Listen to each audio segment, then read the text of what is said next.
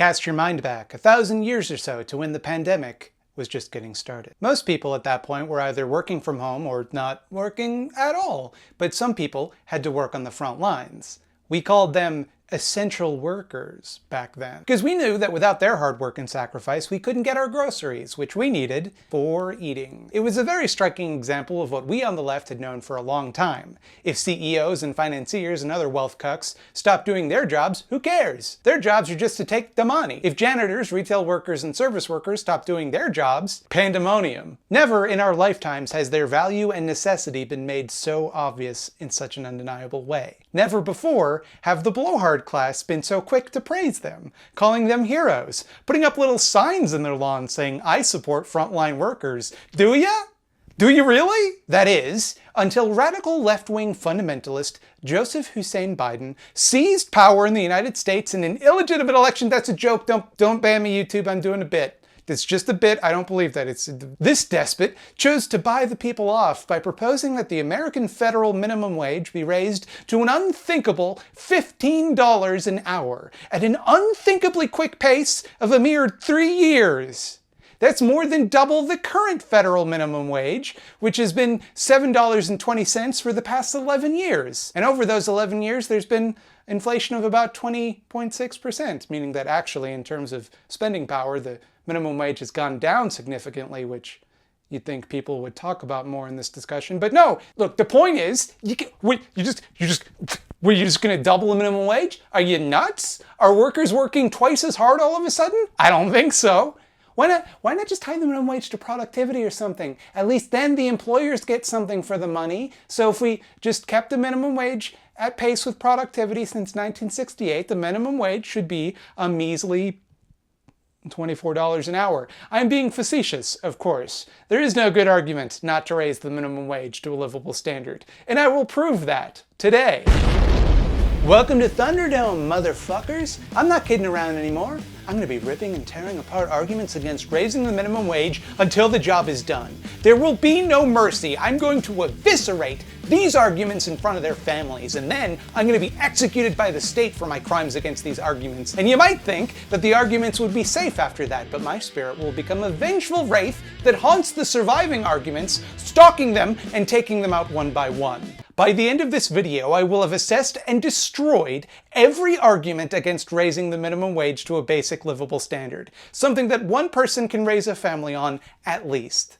And if you're walking into this video against raising the minimum wage, and you walk out of this video thinking that, then you either didn't listen or left early. Please note, this is not a video about raising the US federal minimum wage to $15 an hour specifically.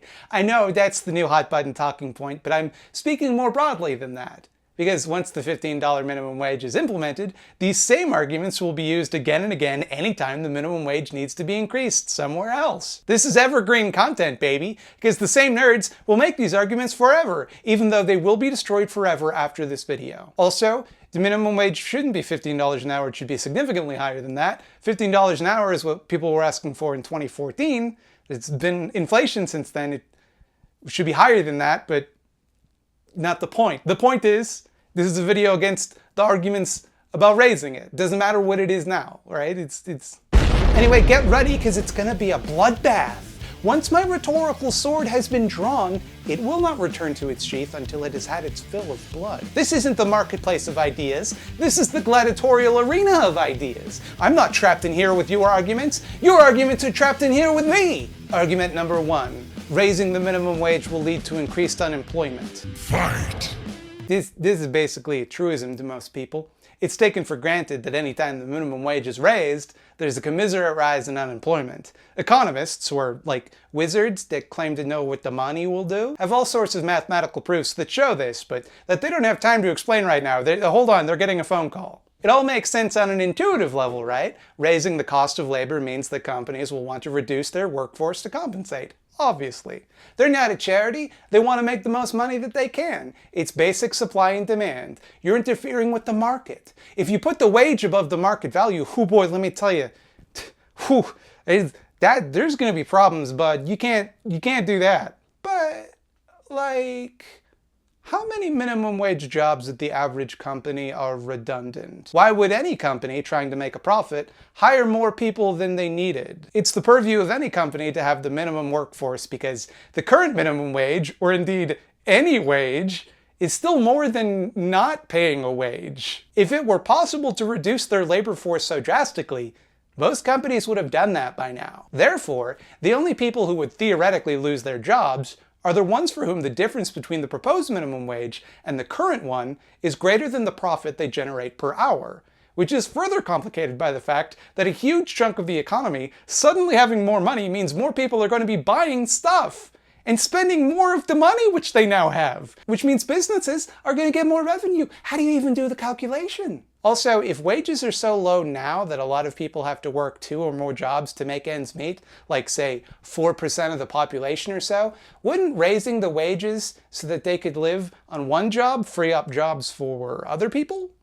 So okay, logic isn't as simple as it might appear at first blush. What does the data say? The data we have on the subject.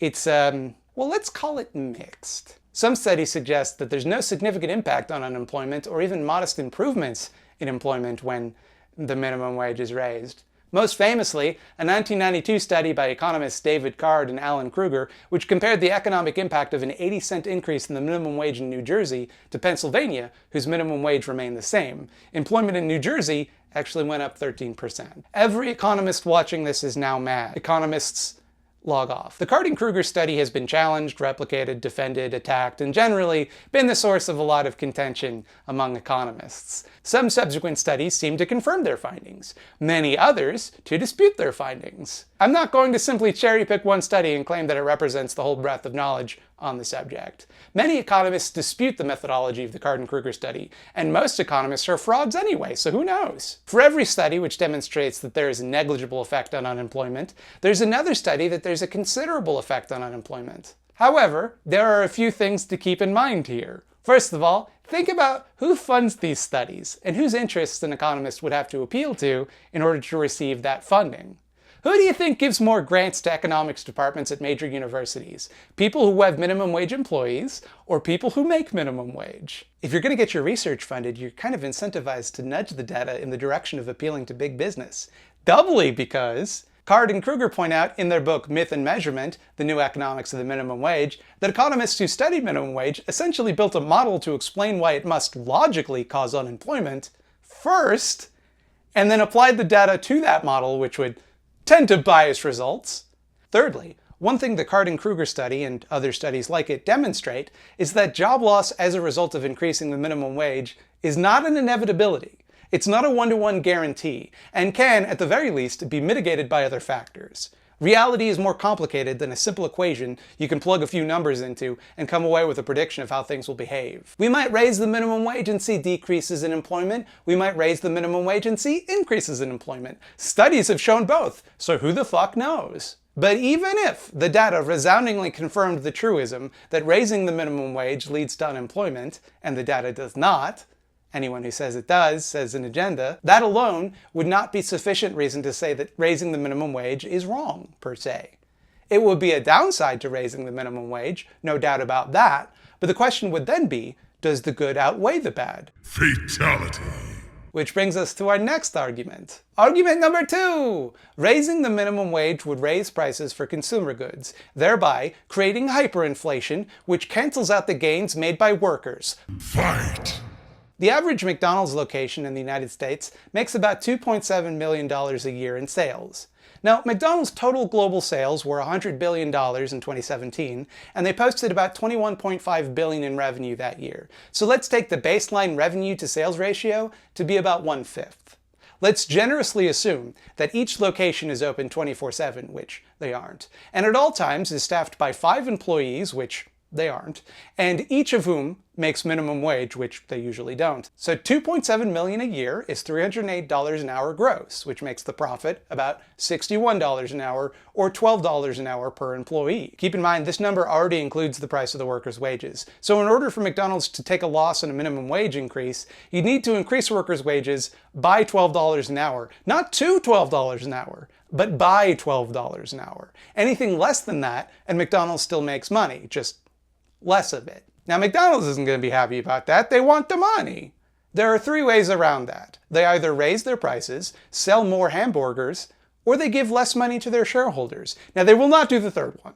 That's unthinkable. We cannot ask a company to make less money. It is against everything we stand for as a society. We must be careful that when we make legislation to help predominantly poor and vulnerable people, we don't end up harming the multinational corporations who really matter here. And they were already trying to sell as many hamburgers as possible, so that's a moot point. The only real option here is to raise prices.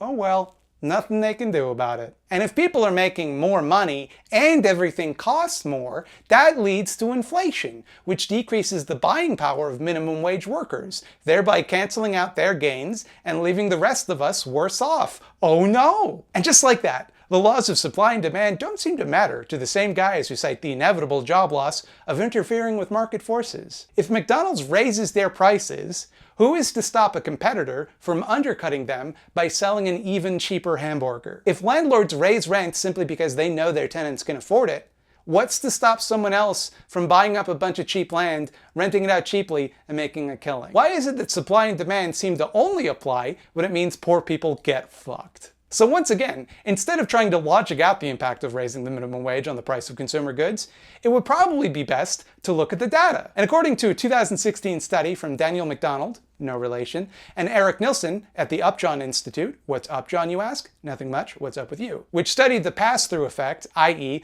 the ways in which the costs of raising minimum wage is passed on to the consumer of various minimum wage hikes in the United States from 1978 to 2015, quote, "Our first main finding is that wage price elasticities are notably lower than reported in previous work. We find prices grow by 0.36% for every 10% increase in the minimum wage, which is almost half of the previously accepted 0.7%. Second, we find that the pass-through is primarily concentrated on the month that the minimum wage hike goes into effect, with no appreciable impact on the month before or after. Meaning that for every 10% you raise the minimum wage, you end up adding on average about 1/3 of a cent to every dollar you spend. Now that's not nothing. That adds up, don't get me wrong. Doesn't seem to offset the gains made though. It's also worth pointing out that regardless of whether or not there's a raise in minimum wage, inflation seems to chug along just fine. Seems pretty backwards to me to tell workers whose buying power is already shrinking due to inflation that paying them more would just make inflation happen. Why is it that keeping wages low doesn't seem to cut the cost of goods? Brutality. Now, some businesses, particularly small businesses, will not be able to withstand the rise in wage. Obviously, not every business is McDonald's. Argument number 3. Raising the minimum wage will harm small businesses and only big corporations will be able to afford to operate. Fight! One thing that a lot of guys who conspicuously work for very large businesses like to tell you is that if you raise the minimum wage, then small businesses are going to be outcompeted. Large businesses might be able to swallow the cost of raising wages. Though, of course, even they're going to have to shut some locations because they can't afford to keep them all open, even though the data suggests that's not true. Small businesses run on razor-thin margins, and they simply can't afford to operate in a world where you have to pay people enough to live. I don't know if that's true, but let's assume that it is, for the sake of argument. Small business owners, come here. I want to tell you something. Come here. I'm not going to hurt you. Tough shit. If your business requires your employees to accept a poverty wage in order to survive, then fuck you. Go bankrupt for all I care. You're not guaranteed a right to make a profit. Why should other people be forced to remain poor so that you can live your dream of a successful turtle decorating shop or origami sex toy wholesaling? We don't treat any other business expense this way. We don't require that rentiers charge less for properties on the basis that higher rent would hurt small businesses. We don't require that raw materials be sold at a cheap rate so that small businesses can afford them. Why should we keep minimum wage low to accommodate those businesses? You don't get to exploit people and then turn around and say, oh hey, hold on, if you make me exploit them less, the only people who will get to exploit them are bigger companies. Fuck off! And that's putting aside that, once again, more people with money means more people being able to afford your products and or services. Unless, of course, your products and or services were targeted at wealthier people who wouldn't be affected by a minimum wage increase. In which case, you can just raise your prices because they're wealthy and they can afford it. This is nothing. Fuck you. Argument number 4, minimum wage will result in more automation. Fight! Look at this, wage cucks. This is your future if you try to raise the minimum wage. Companies will replace you with machines. Machines don't ask for pay raises. They only have to pay for their maintenance and to put down the eventual uprising. Except it's not the future, it's the present. It's not some future problem that might happen if we raise the minimum wage. It's already a problem. And I pause here to note, it's one of the weirdest things about capitalism that automating away shitty jobs nobody wants to do is a nightmare scenario. Like, minimum wage sucks right now, but tech gets cheaper every year. So even if we never raise the minimum wage, it's an inevitability that eventually these things get cheap enough that companies will start using them. That's a foregone conclusion. Now, they probably won't be able to replace low-wage human workforces entirely for a long time, if ever. Customers can ring themselves up at a cash register, but somebody still needs to make their food or stock the shelves or whatever. Machines can't clean the store. They can't set up displays and put new price tags on stuff. They can't handle customer complaints. Yet. I'll tell you what, if increasing the minimum wage makes this automation happen quicker and we end up in a society where all grunt work is carried out by machines, ooh, guess I'll take the L on that one. Oh no, how scary. But in the meantime, how about the low-wage workers get more money so they can prepare for their eventual obsolescence? How are they meant to develop more skills and move on to other areas of work to deal with the threat of automation if they can barely afford to pay the bills as it is? Flawless victory. Argument number 4, minimum wage jobs are not supposed to be permanent. They're stepping stones to something better, which definitely exists. Fight!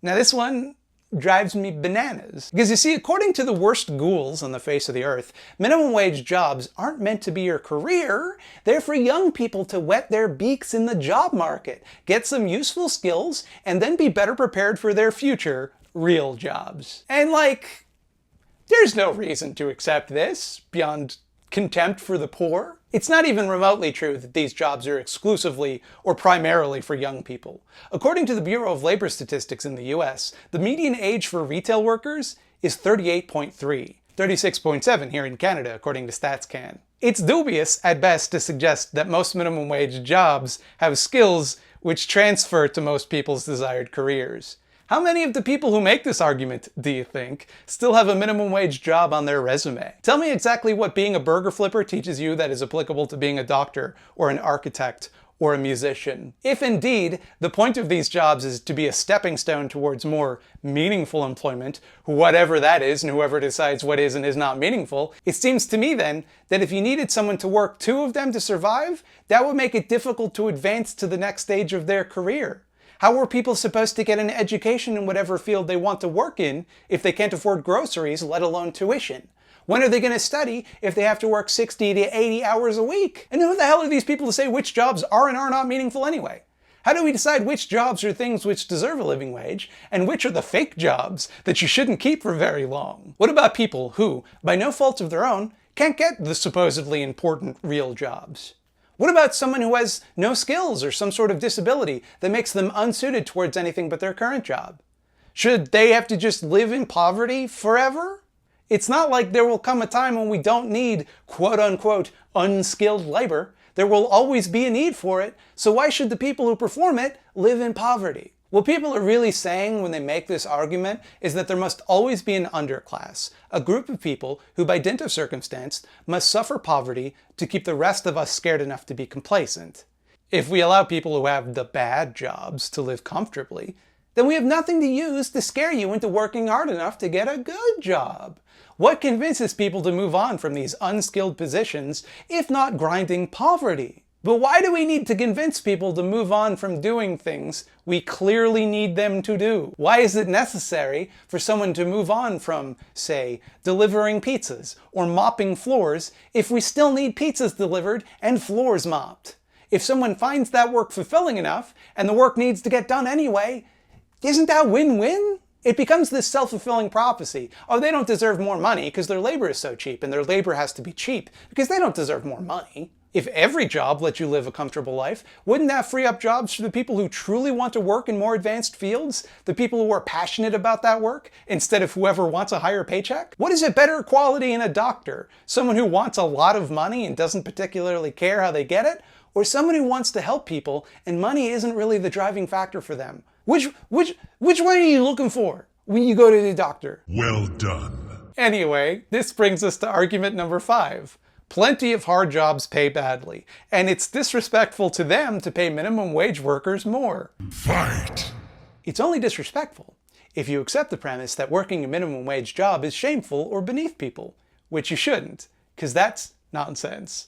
But maybe the reason those jobs pay so little is because the worker's only other option is to accept the shitty minimum wage alternatives. If the minimum wage was a living wage, or more, as it should be, then a lot fewer people would accept shitty wages for hard jobs. Because fuck you, I can just go work at Taco Bell. Yeah, teachers make shockingly little money. A lot of them are forced to take second jobs on the side even. See also nurses and social workers and farm workers. Don't you think that maybe employers would have less bargaining power over those workers if they could get paid the same amount literally anywhere else?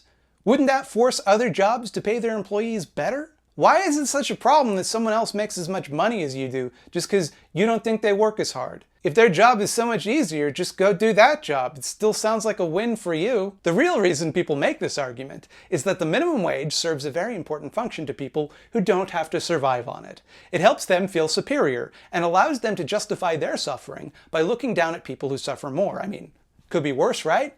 Could be scrubbing toilets. Because if there's someone else out there who has it worse, and you're afraid to end up like them, it makes it that much harder to confront your own exploitation. The fact that you're marginally less fucked over than them means you made it. You accomplished something. You deserve a little more, and that means they deserve less.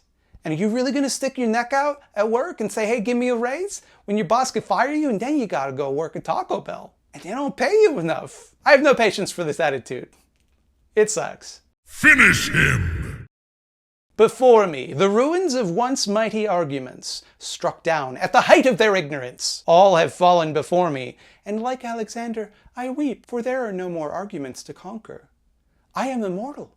I have inside me blood of kings. I have no rival. No argument can be my equal. Take me to the future of you all. But before I go, there is actually one argument against raising the minimum wage that vexes me. One that I must concede I can't really argue against, and makes a pretty good point, come to think of it. And for the sake of honesty and completeness, I thought I should bring it up and explain it, even if it erodes the central premise of this entire video. So here we go, final bonus argument. Wage labor should be abolished. Toasty! Wage labor is premised on the theft of surplus value. It is inherently exploitative and can never be anything but.